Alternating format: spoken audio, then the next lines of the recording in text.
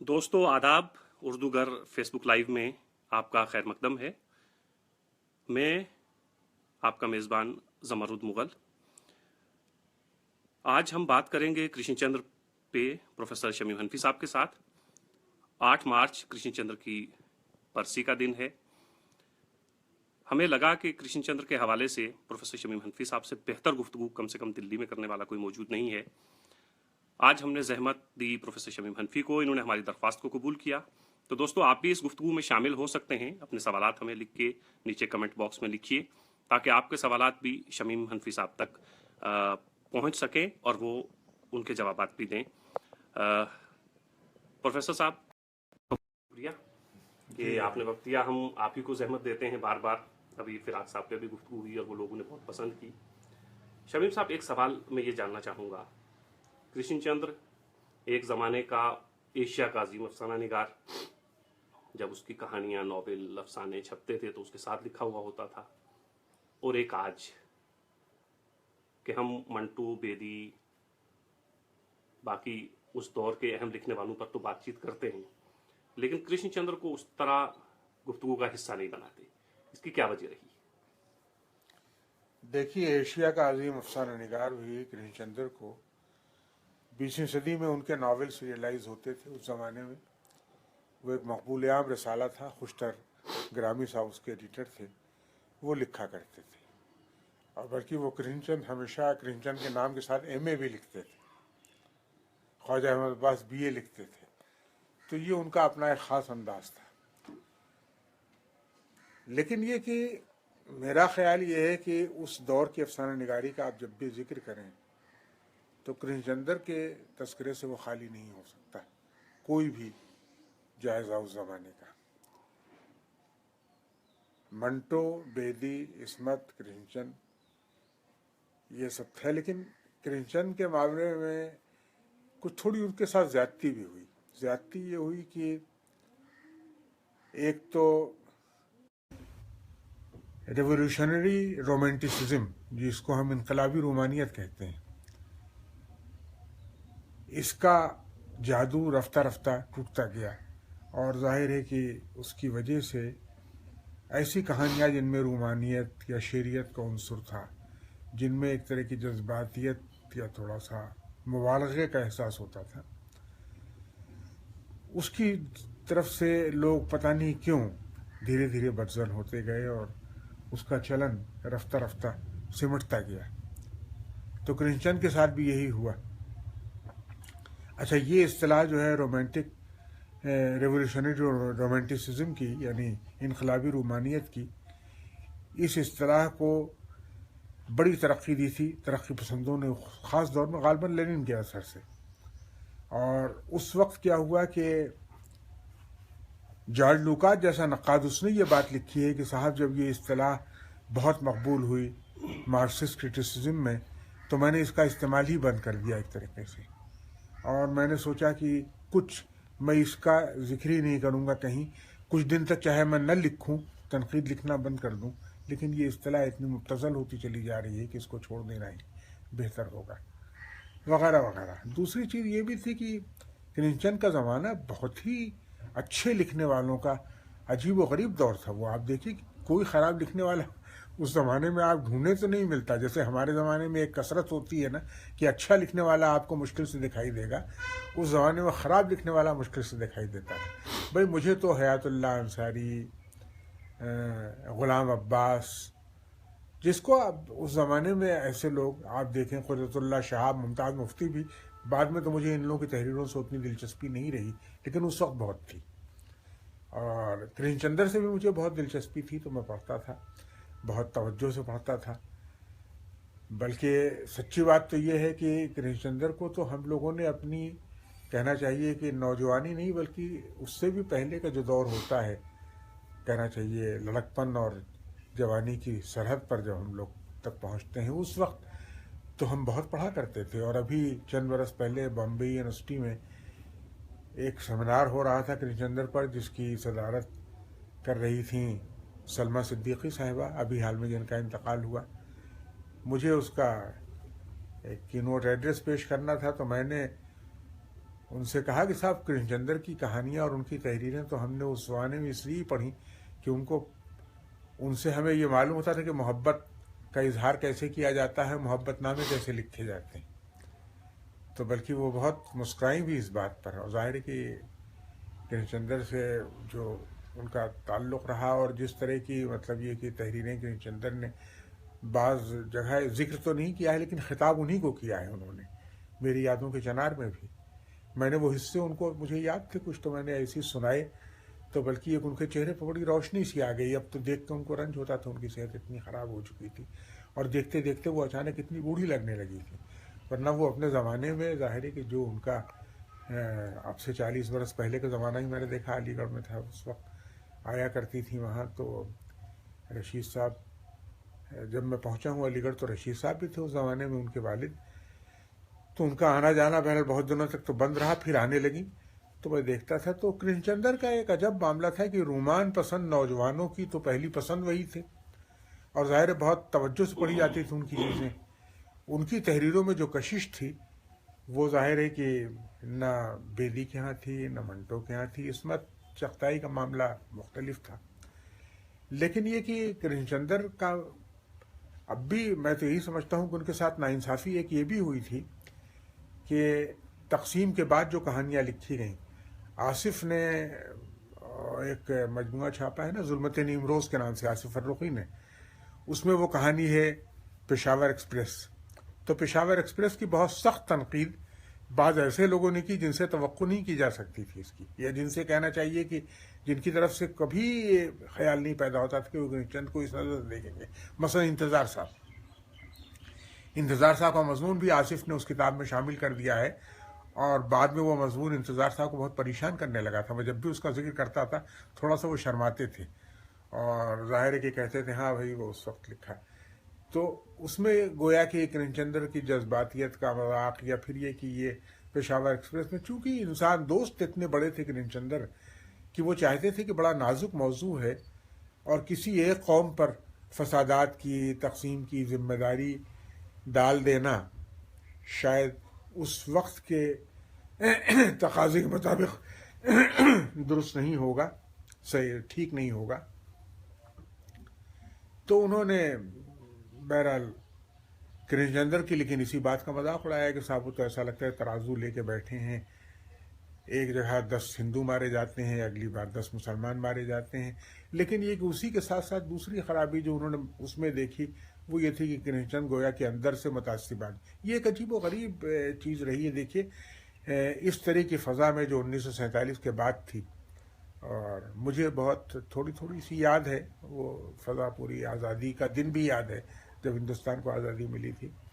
وہ عجیب زمانہ تھا، یعنی جہاں ایسا لگتا تھا کہ ہم سب حواس باختہ، پوری قوم کیسے پاگل ہوتی ہے اس کا اندازہ خود اس زمانے کو دیکھ کر کے ہوتا تھا.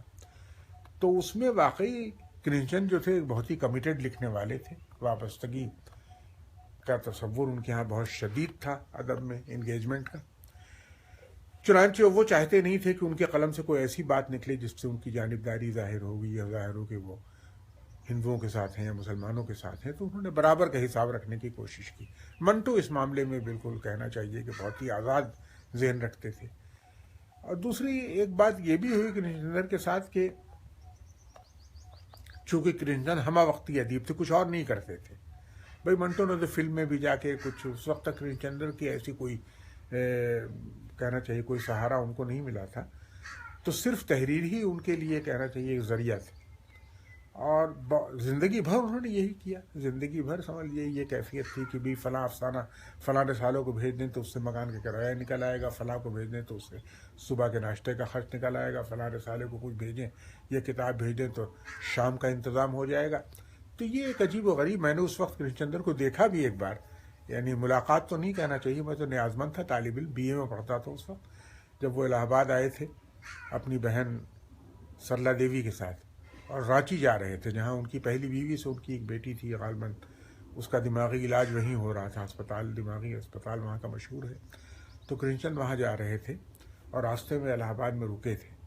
ظاہر ہے کہ اس وقت کرشن چندر کی عمر، وہ بھی جوان آدمی تھے اور ظاہر ہے کہ ایک بڑی پرکشش شخصیت، بڑے نفیس آدمی وہ تھے اور سرلا دیوی تھیں. ان کی بھی میرا خیال ہے اس وقت سرلا دیوی کی شادی غالباً ہو چکی تھی، لیکن بہت ظاہر کم سن تھیں اس وقت وہ.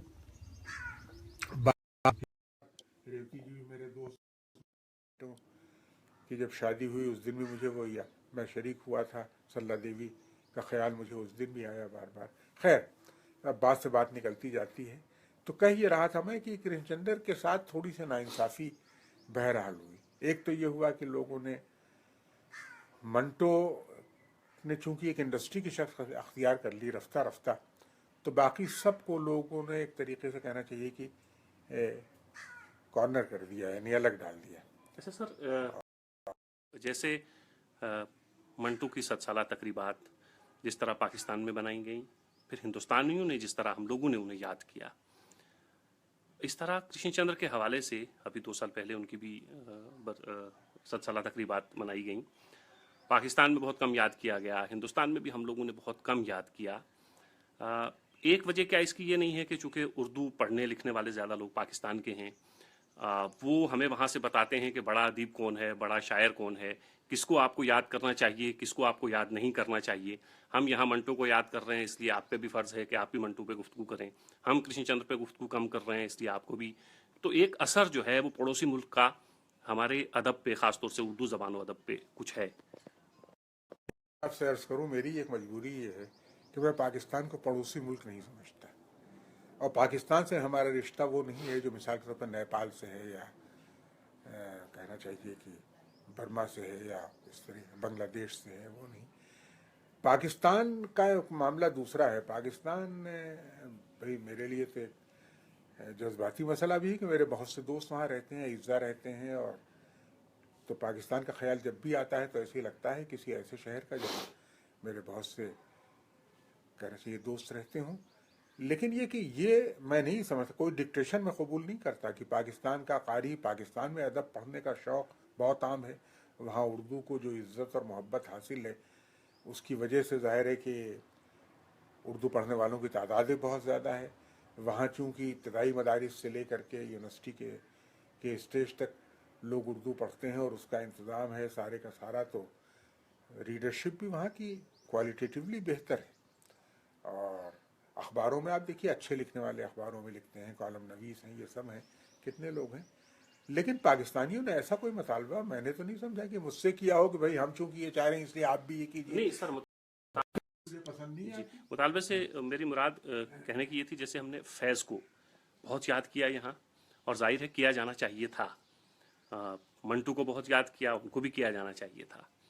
لیکن کرشن چندر یا بیدی کے حوالے سے بھی اگر میں کہوں تو وہ بات دیکھنے کو نہ یہاں ملتی ہے نہ وہاں ہاں، ملتی یہ ہے. تو حیرانی ہے. انہی کو نہیں، میں نے تو میرا جی کو دیکھا بھائی 2012 میرا جی کی 7 سالہ یوم پیدائش کا سال تھا، لیکن میرا جی کا ذکر نہ وہاں ہوا نہ یہاں ہوا، جبکہ وہ اپنے زمانے کے سب سے زرخیز ذہن رکھنے والوں میں تھے. اور خود فیض صاحب ان کے بہت قائل تھے. راشد نے ان کے بارے میں لکھا کہ صاحب میرا جی کے یہاں جو ذہنی زرخیزی تھی، تخلیقی اور بلا کی ذہانت، میرا جی کے قائل تو سجاد ظہیر بھی تھے اور بہت تھے. لیکن ترقی پسندوں نے تو خیر کی اکثریت نے جو میرا جی کو پسند نہیں کیا کسی وجہ سے، تو وہ بہت صاف اس کی وجہ ہے، لیکن ایک ان کو بھی یاد نہیں کیا گیا. اب یہ ہوتا ہے کہ کچھ چیزیں زیادہ مقبول، مثلا فیض صاحب اور منٹو صاحب کا معاملہ، یا غالب کو آپ دیکھتے ہیں جس طریقے سے انڈسٹری ایک بن گئے. جو لوگ نہیں سمجھتے غالب کو، یا غالب کی مٹھی بھر غزلیں سمجھتے ہیں، وہ بھی غالب کا نام لینا ایک اسٹیٹس سمبل بن جاتا ہے کبھی کبھی. یعنی یہ کہ تو لیکن مجھے بھی اس پر واقعی حیرت ہے کہ بیدی کو اور ایک منٹ معاف کیجیے گا کہ بیدی کو اور کرشن چندر کو یعنی کہ وہاں کوئی ذکر تقریباً نہیں ہوتا. تو مجھے واقعی افسوس ہوتا. پڑھے لکھے طبقے میں جو کہنا چاہیے کہ جو ادب سے بہت سنجیدہ شغف رکھنے والے ہیں وہ تو پڑھتے ہیں بیدی کو اور کرشن چندر کو بھی، اور ان کا ذکر بھی کرتے ہیں. لیکن یہ کہ واقعہ یہ ہے کہ رسالوں میں، اخباروں میں جس طرح ذکر ہونا چاہیے تھا ये न होने का मुझे भी अफसोस है थोड़ा सा कि ये होना चाहिए था शमीम साहब कृष्ण चंद्र के भतीजे हैं, वो यहीं रहते हैं दिल्ली में, पवन चोपड़ा। जी जी। वो आपसे पूछ रहे हैं कि हनफी साहब कृपया ये बताएं कि आज के दौर में कृष्ण चंद्र जी की राइटिंग कितनी रेलिवेंट है। देखिए, रिलेवेंस का मामला तो ये है कि जनाब वाला आप अगर देखें तो हमारे ज़माने में अदब ही रेलेवेंट हो गया है, और इस वक्त हम जिस माहौल में सांस ले रहे हैं उसमें अदब की क्या औकात रहेगी। ये एक फालतू सरगर्मी है एक तरह की, और हाशिए पर चला गया है अदब भी और अदीब भी। लेकिन ये कि कृष्णचंद्र ने इंसान दोस्ती का, और कहना चाहिए कि मुस्तकबिल पर नज़रें जमाए रहने का, और ज़ाहिर है कि एक बेहतर ज़िंदगी के ख्वाब देखने का जो पैगाम दिया था अपनी राइटिंग्स के ज़रिए, वो आज भी उतना ही अहम है। और इधर आप रेवती जी, आपके तो खैर ज़ाहिर है कि वो फूफा थे, और वो मेरे दोस्त थे, और अक्सर उनसे बात होती थी इस मौजू पर। हिंदी में तो कृष्णचंद्र की सारी किताबें फिर से छप रही हैं और लोग उनसे दिलचस्पी ले रहे हैं। उर्दू में ख़राबी ये है कि अगर आप आज बाज़ार जाएं तो आप इसमत चगताई की किताबें भी यहाँ आसानी से आपको मैसर नहीं आएंगी। तो वो बदलती रहती हैं दिलचस्पियाँ लोगों की। पब्लिशर जो होता है वो तो मार्केट को देख करके किताबें अब छापने लगे हैं लोग। हमारे यहाँ उस तरह के नाशिर कम हैं जो जिस तरह से आपको पाकिस्तान में मिलते हैं। तो लेकिन ये कृष्णचंद्र की मानवियत तो मेरे ख्याल में कम अभी भी नहीं हुई है, और अगर आज भी पढ़ा जाए कृष्णचंद्र को तो मज़ा आता है। और मुझे तो उनकी तहरीरें बहरहाल एक लुत्फ रहता है। ये ज़रूर है कि उनमें वो बात तो नहीं है जो मिसाल के तौर पर बेदी के यहाँ या मंटो के यहाँ आपको मिलती है, गुलाम अब्बास के यहाँ आपको मिलती है। लेकिन मुझे अच्छे लगते हैं उस ज़माने के लिखने वालों में। नदीम साहब हैं, यहाँ जिक्र नहीं होता, लेकिन एक नदीम साहब की तहरीरें मुझे अच्छी लगती हैं। और हयातुल्लाह अंसारी के अफसाने मुझे बहुत पसंद हैं। और उस ज़माने में मैंने जैसा कि अर्ज़ किया कि अजीब बात यह है कि ख़राब अफसाना मुश्किल से किसी ने लिखा होगा। और दवें सत्यार्थी की कुछ कहानियाँ मुझे अच्छी लगती हैं। तो कृष्णचंद्र की भी अहमियत देखिए कायम है। वो हमेशा बड़े अदीब समझे जाते रहेंगे, और हमेशा ये समझा जाएगा कि चार सुतून जिन पर जदीद अफसाने की, अफसाने ही जदीद 100 साल की तो अफसाने की उम्र ही हुई, 106 साल 7 साल। लेकिन कि जो चार सुतून हैं और जिन पर अफसाने की पूरी इमारत, कहना चाहिए छत पड़ी हुई है, इमारत पूरी तामीर की गई जिस तरीके से, उसमें बेदी, कृष्णचंद्र, जिसमें चौकताई और मंटो तो ये है ही हैं। और ज़ाहिर प्रेमचंद तो उनका साया सब पर है एक हद तक। शमीम साहब, अहमद इमरान साहब हैं, ये आपसे पूछ रहे हैं कि किस हद तक आज भी कृष्णचंद्र नौजवानों को मुतासिर कर रहे हैं, या वक्त ने कुछ खला पैदा कर दिया है। मुझे नहीं मालूम कि नौजवान, उर्दू पढ़ने वाले नौजवान पढ़ते हैं किताबें, कितनी पढ़ते हैं, कृष्णचंद्र की किताबें पढ़ते हैं या नहीं पढ़ते। मैंने तो यहाँ आलमी किताब मेले में, प्रगति मैदान में जो होता है हर साल हमारे यहाँ, मैं गया था, और मैंने इस बार वहाँ देखा कि इससे पिछले साल की बात है, जब मैं वहाँ पहुँचा तो मैंने हिंदी के जो बड़े पब्लिशर हैं यहाँ, राजकमल और वाणी प्रकाशन, तो वाणी वाले मुझे ले गए थे अपने स्टॉल पर, और वहाँ कुछ किताबें उनका इजरा होना था, और मेरे पास दोस्त भी वहाँ थे हिंदी के अदीब। मैंने हिंदी में मंटो की जितनी किताबें वहाँ देखी तो मैं हैरान हुआ देख करके। उतनी किताबें आपको उर्दू के किसी स्टॉल पर नज़र नहीं आ सकती थी। तो हिंदी में तो ज़्यादा पढ़ा जा रहा है बिलाशुबा। हिंदी में रीडरशिप उर्दू से यकीनन बेहतर है हिंदुस्तान में। जाहिर है कि हिंदी ही ज़बान है और रीडरशिप बेहतर है, और ज़्यादा तवज्जो से लोग पढ़ते हैं। शायद लिखा भी बेहतर जा रहा है बहुत सी चीज़ों में, मैं महसूस करता हूँ। तो जाहिर है कि मुझे तो वहाँ सिवाय मंटो के और किसी लिखने वाले की किताबें कम दिखाई दी। हिंदी के तो अदीबों की किताबें थीं, लेकिन उर्दू के अदीबों में सबसे ज़्यादा मकबूल जाहिर है कि मंटो की किताबें थीं। लेकिन ये कि उर्दू में कितने लोग पढ़ रहे हैं आज कृष्णचंद्र को, ये मैं नहीं बता सकता आपसे, इसलिए कि मुझे बिल्कुल अंदाज़ा नहीं। कोई सर्वे मैंने इस तरह का किया नहीं, न किसी तालिब इल्म ने मुझे बताया कोई सर्वे करके। लेकिन मेरा ख्याल है कि कृष्णचंद्र की रीडरशिप बहरहाल कम है इस वक्त।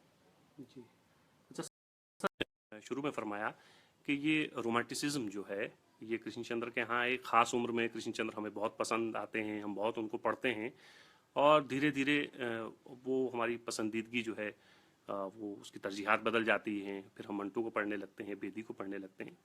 لیکن مجھے لگتا ہے سر کہ کرشن چندر کے ہاں صرف رومانٹسزم نہیں ہے, اس طرح کی کہانیاں بھی ہیں, نہیں میں لیکن تو اس کے علاوہ بھی بہت تھا. میں تو اس وقت بھی منٹو, کرشن چند, اسمت چغتائی, ان سب کو پڑھا کرتا تھا, یعنی کہنا چاہیے ایک ساتھ پڑھا کرتا تھا.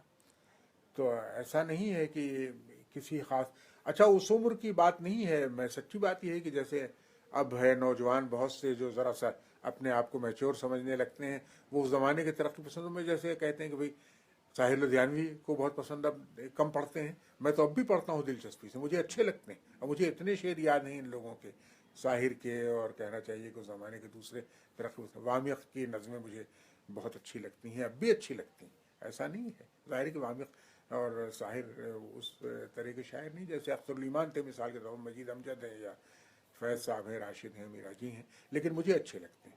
البتہ آپ کی یہ بات بالکل صحیح ہے کہ کرشن چندر کا رومانٹسزم میں نے نہیں کہا تھا, میں نے کہا تھا انقلابی رومانیت, جو ایک ریولیوشنری رومانٹسزم کی اصطلاح اس زمانے میں عام ہو گئی تھی, اور مارکسی تنقید میں خاص طور پر. بعد میں تو یہ اصطلاح کچھ اتنی مبتذل ہو گئی کثرت استعمال کی وجہ سے کہ اس کا استعمال خود ترقی پسند ناقدوں نے بھی بند کر دیا, اور بعد میں ظاہر ہے کہ جو لوگ تحریف پسند کہلاتے ہیں, ریویژنسٹ کہلاتے ہیں, ارنسٹ فشر وغیرہ, مثال کے طور پر ان لوگوں کے ہاں بھی دیکھیے آپ تو اس اصطلاح کا استعمال نہیں ملتا. جارج لوکاچ کے ہاں نہیں ملتا, بعد میں اس نے خود کہا کہ بھئی اتنا کثرت سے استعمال اس کا ہو رہا تھا. تو لیکن یہ کرشن چندر کی رومانیت جو تھی وہ ظاہر ہے کہ بالکل مختلف تھی, اور کرشن چندر نے بہت اچھی کہانیاں بھی لکھی ہیں, اور مجھے تو ان کے ناول بھی اچھے لگتے ہیں. اور ناولوں میں اب ہر طرح کے ناول لکھے انہوں نے. بھئی جس آدمی کے ذریعے معاشی ادب ہو جائے تو وہ تو چلتی ہوئی چیزیں بھی لکھنے لگے, ایک عورت ہزار دیوانے, اور جب دل کی وادیاں سو گئیں, یہ اس طرح کے ناول جو بہت ہی پاپولر ناول تھے. لیکن مجھے ان کے ناولوں میں 52 پتے مجھے بہت اچھا لگتا ہے, اور جو کہنا چاہیے کہ اور بمبئی کی زندگی پر تو ان کے چھوٹے چھوٹے ناول, بعض دادر پل کے بچے وغیرہ, مجھے اتنے اچھے لگتے ہیں. اور رہا جب کھیت جاگے, اور یہ سب ناول ان کے جو بڑی انقلابی ایک کہنا چاہیے رومانیت کی, جن میں بہت مثالیں ملتی ہیں, تو مجھے تو وہ بھی اچھے لگتے ہیں. اب بھی میں پڑھوں کرشن چندر کو تو میرا جی لگ جائے گا فوراً. تو ایسا ہے. لیکن یہ کہ ایک فیشن چل پڑتا ہے. منٹو کو کیا آپ سمجھتے ہیں کہ منٹو کی ساری چیزیں لوگ پڑھتے ہیں؟ 10-12 کہانیاں ہیں, اور بہت سے لوگ تو ان کو چٹخارے کے لیے پڑھتے ہیں. لیکن یہ کہ کھول دو, اور ٹھنڈا گوشت, اور بو, اور دھواں, اور یہ سب کہانیاں. لیکن یہ کہ منٹو کی نے صرف وہی تو نہیں لکھا, منٹو کے ہاں بھی منٹو کو صرف یہ سمجھنا کہ جنس کے بارے میں لکھا ہے, یہ بھی غلط ہے. اور ظاہر ہے کہ بہت سے حصے تو ایسے ہی کرشن چندر کا معاملہ بھی ہے. کرشن چندر کی کہانیاں, اب دیکھیے مجھے جو بہت ایسی کہانیاں جو بظاہر رومانیت کا رنگ ان پر غالب ہے, جیسے کھڑکیاں ہیں, اور مہالکشمی کا پل ہے, تو اس طرح کی کہانیاں مجھے اب بھی اچھی لگتی ہیں کرشن چندر کے. اور کرشن چندر نے جو کچھ افسانے تو ایسے لکھے ہیں قیامت کے, جن کو کوئی شخص بھی اپنی بدمذاقی کے اظہار کی جرت جس میں ہوگی وہی کہے گا کہ یہ خراب کہانیاں ہیں.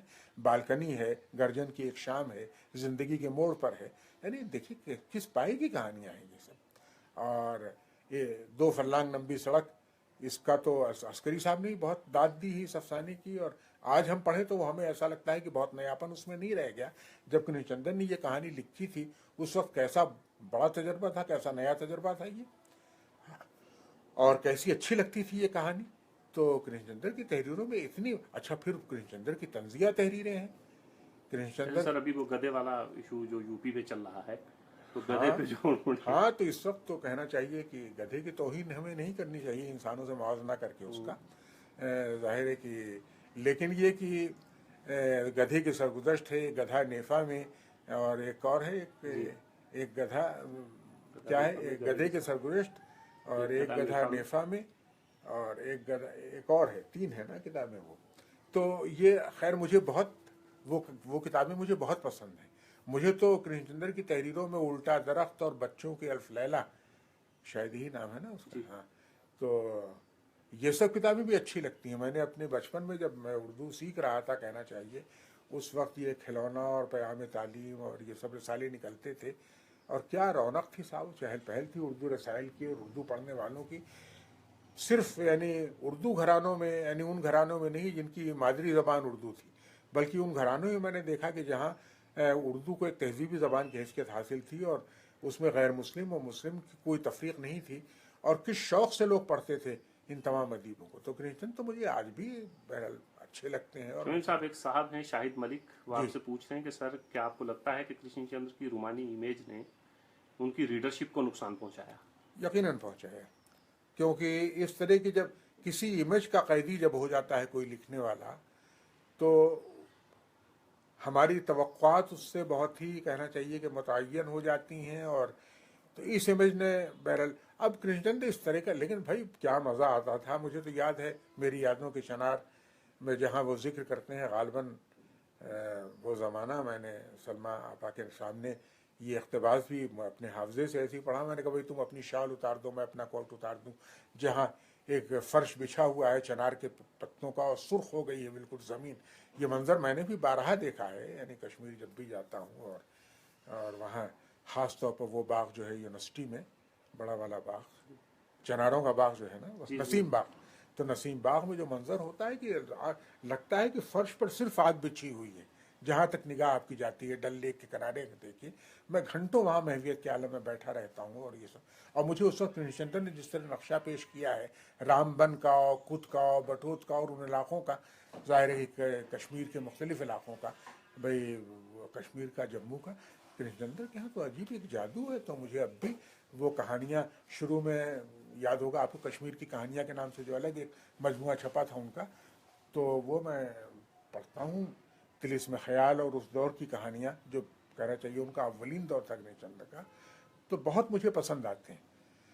اپنی امیج کے قیدی وہ یقیناً ہو گئے، اور بعض لوگوں نے فیشن کے طور پر کچھ جان بوجھ کر کے کہ گویا کہ ان کو یہ کہا جائے کہ بھائی وہ بہت زیادہ سنجیدہ اور زیادہ ترقی یافتہ ادب پڑھنے لگے ہیں، کرشن چندر کا ذکر کم کر دیا. لیکن یہ کہ میرا تو خیال یہ ہے کہ کرشن چندر کے کچھ افسانے تو بھلا نہیں سکتے آپ کبھی. جی شمیم صاحب، کرشن چندر نے بہت لکھا، جی اور ادب بھی اور فلمیں بھی. تو جب وہ فلمی دنیا کی طرف گئے تو کیا اس سے ان کی یہ جو ہماری ان کی افسانوی تحریریں ہیں یا ناول ہیں، اور پھر ایک طرف فلموں کے لیے بھی لکھ رہے ہیں اور بہت زیادہ لکھ رہے ہیں، تو اس سے کچھ فرق پڑا ان کی تحریروں پہ؟ اس سے کچھ نقصان دیکھیے، ہوا؟ فلموں میں کے لیے کرشن چندر نے کوئی بڑے کامیاب وہ فلمی دنیا میں نہیں ہوئے، اور وہاں میرے خیال میں بہت صلاحیت رکھنے والا جو اعلیٰ درجے کی صلاحیت رکھتا ہے اس کا ذرا مشکل سے وہاں نام چلتا ہے. ایوریج لکھنے والے آپ دیکھیں گے کہ وہاں زیادہ مقبولیت جلدی حاصل کر لیتے ہیں. پریم چند کو کیا حشر ہوا وہاں؟ پریم چند کو بھی کوئی مقبولیت وہاں نہیں ملی. گئے تھے اور ظاہر ہے کہ کامیاب نہیں ہو سکے. تو منٹو صاحب کا معاملہ یہ ہے کہ بھئی منٹو نے بہرحال اپنا کچھ کام چلایا، کچھ زیادہ وہ تھا منٹو کے ہاں، ایک اس کی نبض تھی بہرحال ایک عام فلم دیکھنے والے کہ منٹو نے اداکاری بھی کی اور یہ سب رہا. ایک فلم میں اختر الایمان نے دیکھیے اپنی شاعری کو آلودہ نہیں ہونے دیا. فلم میں زندگی بھر رہے لیکن مکالمے صرف لکھتے رہے، شاعری نہیں. وہ جانتے تھے کہ جس طرح کی شاعری وہ کر رہے ہیں وہ نہیں چلے گی وہاں پر. اب ظاہر ہے کہ ساحر نے اور کیفی نے اور شکیل بدایونی نے اور راجن کرشن نے، ان لوگوں کا معاملہ ایک بالکل الگ تھا وہاں کہنا چاہیے.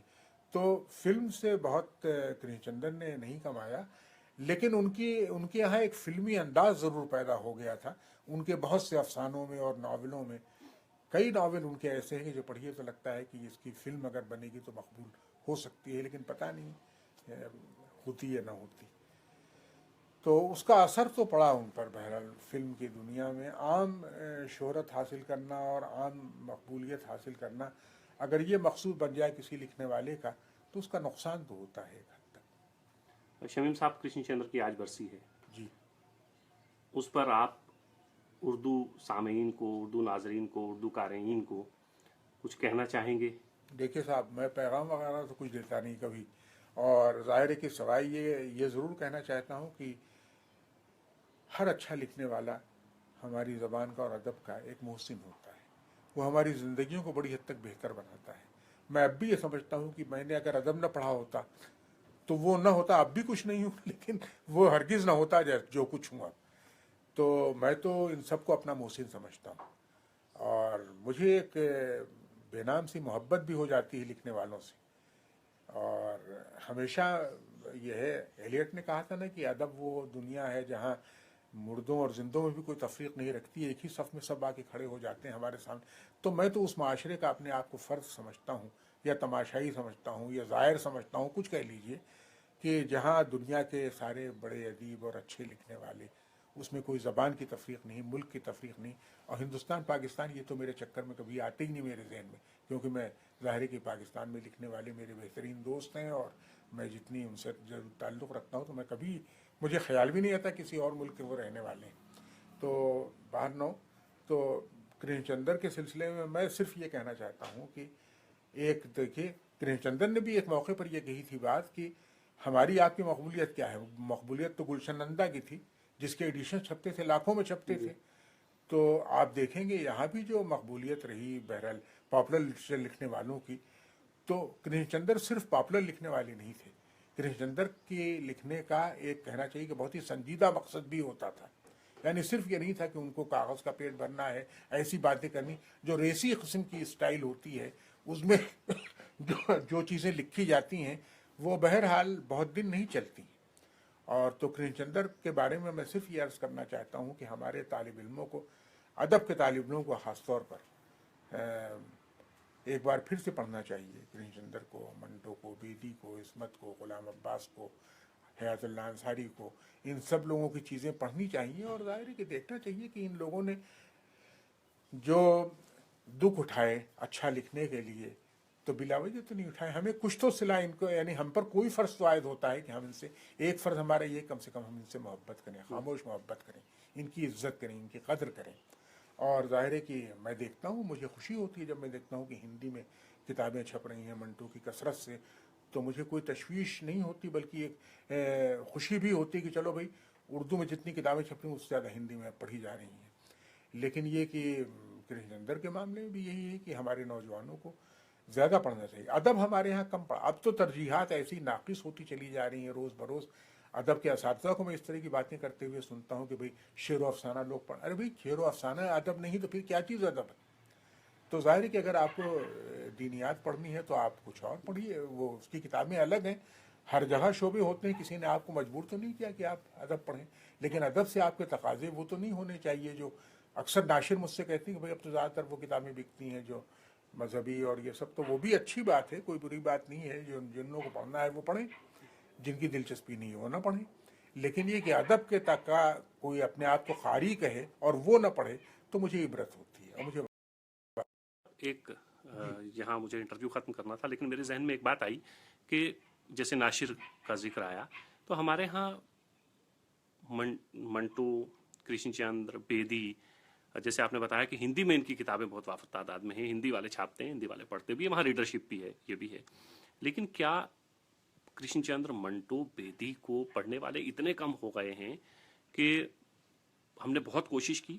اب دیکھیے سرکاری سطح پہ بھی، سرکاری اتنے بڑے بڑے ادارے ہیں جن کا بہت زیادہ فنڈ ہے، ہم نے بھی کوشش کی کہ کوئی سرکاری ادارہ کرشن چندر کی کم سے کم کلیات چھاپ دے، اور ان کے بھتیجے سے جب میری بات ہوئی تو انہوں نے کہیں اپلائی کیا تھا تو وہ ریجیکٹ ہو گیا جی کہ ہم کرشن چندر کی کلیات نہیں چھاپ سکتے ہیں۔ تو مجھے لگتا ہے کہ اگر پرائیویٹ جو اس طرح کے ادارے ہیں ہمارے، وہ اگر افورڈ نہیں کر پا رہے ہیں، انہیں لگتا ہے کہ نہیں پڑھا جا رہا، یا وہ اس طرح کتابیں نہیں بک پائیں گی، تو کم سے کم جو سرکاری ادارے ہیں جن کے پاس فنڈ ہے، جن کے پاس سب کچھ ہے، تو ہمارے بڑے لکھنے والوں کی کلیات، ان کی اہم کتابیں کم سے کم اس ادارے سے تو آنی ہی چاہیے۔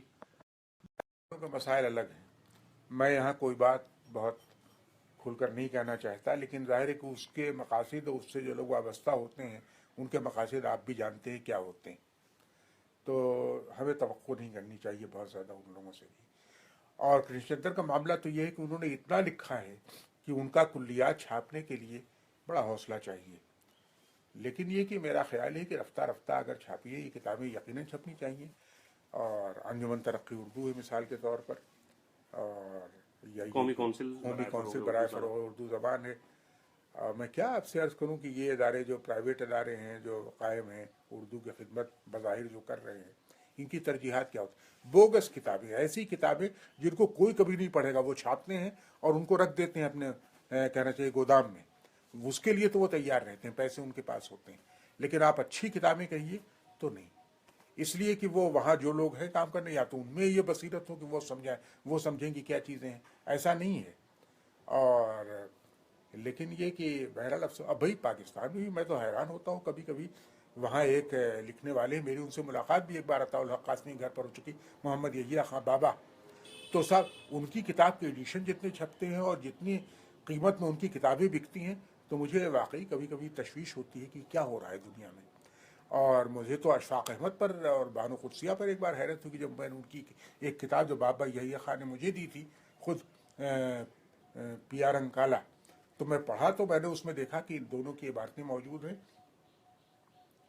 और बानो कुदसिया आपा ने तो ये लिखा कि साहब वो तुमने एक अजीम किताब उर्दू को दी है। और अशफाक अहमद साहब ने भी उनके बयानिए की जिस तरह से मैंने भी किताब वो पढ़ डाली, बहरहाल जादू टोने से भरी हुई और मुहय्यरुल वाक़यात से, लेकिन ये हालत बहुत ख़राब है। तरजीहात इतनी बदल चुकी हैं, उर्दू का कारी इतना गुमराह हो चुका है कि उसकी तो वाकई तरबियत की ज़रूरत है। और इन इदारों को तो करना चाहिए, बिल्कुल करना चाहिए। आप भी कोशिश कीजिए, उसके खिलाफ आवाज़ उठनी चाहिए कि क्या बोगस किताबें छप रही हैं, ऐसी किताबें जिनको कोई नहीं पढ़ता। अजमल कमाल ने मुझसे कहा था कि अब किताबें जो पस दर्जे की छपने लगी हैं ज़्यादा, उसका एक बहुत बड़ा सबब यह है कि लिखने वाले को ये इत्मीनान रहता है कि इसे कोई पढ़ेगा नहीं।